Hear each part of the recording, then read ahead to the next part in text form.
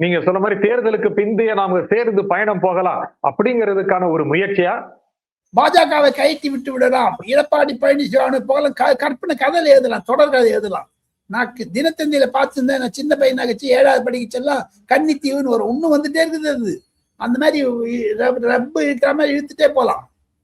ராகுல் காந்தி செய்தது தவறு. திராவிட முன்னேற்ற கழக தலைவர் மு.க. ஸ்டாலின் மீது முதுகில் குத்தி இருக்கிறார் ராகுல் காந்தி. அரசியல் ரீதியாக செய்தது தவறு. என்ன தவறு செய்தார் சொல்லுங்களேன் சார். ஏன் சார் ஒரு தடவை விட பேசுற? பிரைம் மினிஸ்டர் 3 தடவை வந்துட்டாரு. எடப்பாடி பழனிசாமி அந்த தினம் பார்த்தாரு, ஒரு ஆள் வரல காங்கிரஸ். ஏங்க திருப்பி ஒரு பெரிய ஃபார்மர் சீஃப் காங்கிரஸ் ஆள் இல்லை, அதை விடுங்க. பக்கத்து ஊர்ல இருக்கக்கூடிய சேவந்த் ரெட்டியோ இல்ல சித்தராமையோ கூட ஈக்குவலா பேச வேணாமா சார்? கிரீஷ் சௌடங்கர் யார் சார் டிஎம்கேக்கு முன்னாடி? I am asking you.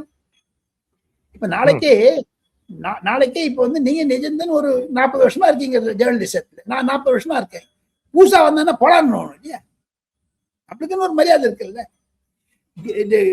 இங்க ஸ்டாலின் இங்க இருக்காருங்க, இவ்வளவு உயரம். இந்த சோடங்கருங்க இங்க இருக்காரு, இவ்வளவு டிஸ்டன்ஸ் இருக்குதுங்களே. கேசி வேணுகோபால் வந்துட்டாரு, போயிட்டாரு அவர் பாட்டுல.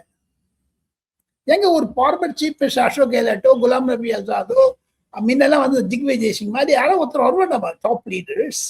காங்கிரஸ்ல லீடர் இருந்தா தானே. இந்த தமிழ்நாடு காங்கிரஸ்ல இருந்து நான் கொஞ்சம் தள்ளி போறேன்.